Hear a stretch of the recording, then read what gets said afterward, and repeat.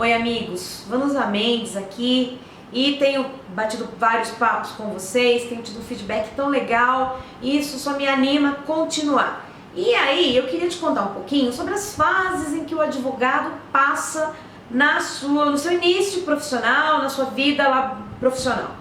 É bem verdade que o que eu vou te falar não atinge 100%, né? Aliás, dificilmente alguma coisa atinge 100%. Há pessoas que têm um começo atípico, de repente tem um pai rico, ou mesmo conseguiu um ótimo local para trabalhar numa banca, enfim, ou tem grana acumulada e conseguiu lá abrir um belo do escritório e colocar outras pessoas. Esses são a minoria. Eu tô falando com você que é a maioria, que é como eu, a grande maioria. Eu tive a oportunidade de percorrer um pouquinho desse país e eu vi advogados que laboram em cidadezinhas pequenininhas, sem nenhum apoio, sem grana para começar, e é mais ou menos com você que eu tô falando, você que começou tarde como eu, que terminei a faculdade aos 37 anos, sem fazer estágio, porque eu fiz estágio, tá? Para não dizer que não fiz, 8 meses na vara do trabalho de Salto, foi o único estágio que eu fiz, foi valioso, mas não é a mesma coisa de estagiar num escritório, né? Quais são as fases que a gente passa? Normalmente os colegas que eu converso passam e que de repente se você passar você vai lembrar do que eu estou te dizendo e vai saber que isso vai passar. A primeira fase é da empolgação, a gente acha que vai sair com a carteira, vai ganhar dinheiro e aí vem alguém e fala, não, a advocacia dá dinheiro em 5 anos, a advocacia dá dinheiro em 2 anos. Veja, a advocacia, ela com relação a dinheiro, depende da área que você vai atuar.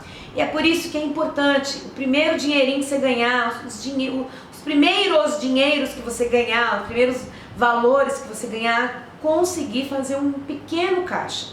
Eu vou te contar uma experiência péssima que eu tive e é por isso que eu estou te falando isso. Lá em 2012, eu tive um acordo com o INSS numa ação de pensão por morte que me rendeu na época, 2012, um honorário de R$7.000. Na época, era um dinheiro exorbitante para mim, eu nunca tinha tido pego aquele dinheiro.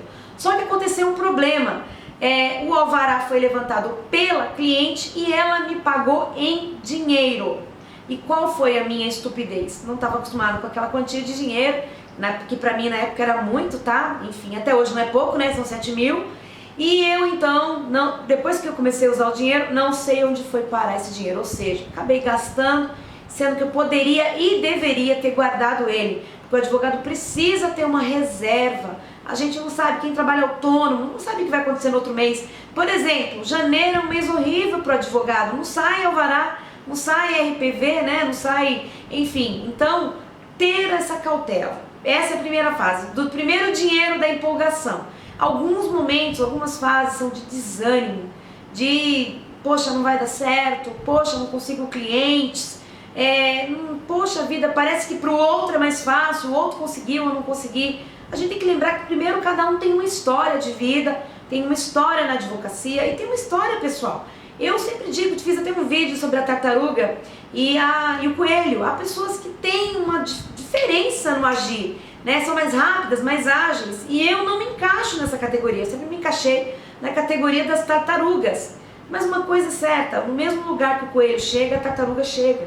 Então, essa fase da indisposição, da agonia, muitos advogados desistem e vão para o mercado de trabalho, vão fazer outras coisas, e sobra lugar para aqueles que insistem, sobra lugar para você e para mim. Tem uma outra fase também que é muito comum e que eu passei por ela, que foi a fase de estudar para concurso público. Estudar para concurso público é fantástico, se você quer isso para sua vida, ótimo, mas se não foi o que você quis e como eu fui estudar apenas porque não via solução na advocacia, talvez não é perda de tempo. Tudo que eu aprendi foram apenas 8 meses estudando, mas foi suficiente para formar uma base para mim, para muitas áreas, né? Profissional, administrativo, mas eu desanimei de estudar. E por que eu desanimei de estudar? Primeiro, que eu gosto de advogar, né? E eu estava triste de ir para uma carreira pública, não porque eu acho que a carreira pública não é boa, ela é maravilhosa, mas eu gosto da liberdade de advogar, eu entendo que há uma liberdade maior.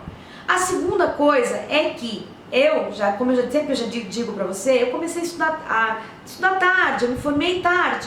Então imagina aos 40 e poucos anos tentando uma carreira, tem gente que consegue, Mas no meu caso, eu tinha que aliar, você sabe disso, você que é mulher principalmente, aliar o estudo, o trabalho como advogada, porque eu continuava trabalhando nos meus processos, e também os afazeres, porque a gente tem uma casa para administrar, né? Ainda que você consiga alguém para te ajudar, tem lá, não tem jeito. A gente acaba, mesmo que tem, no meu caso, um grande companheiro me ajudando, tem os afazeres, tem a família, neto, filho e, enfim, problemas da vida.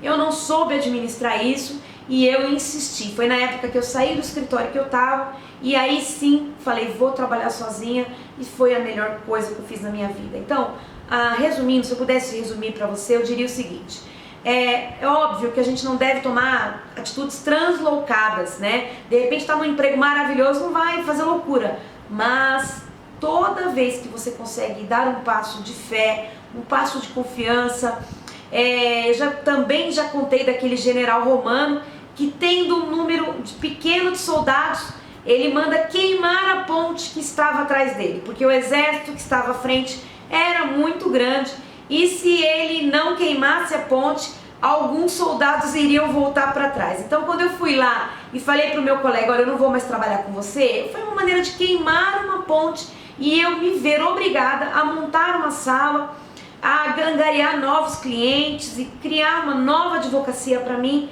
e posso te garantir que para mim foi o melhor caminho, tá?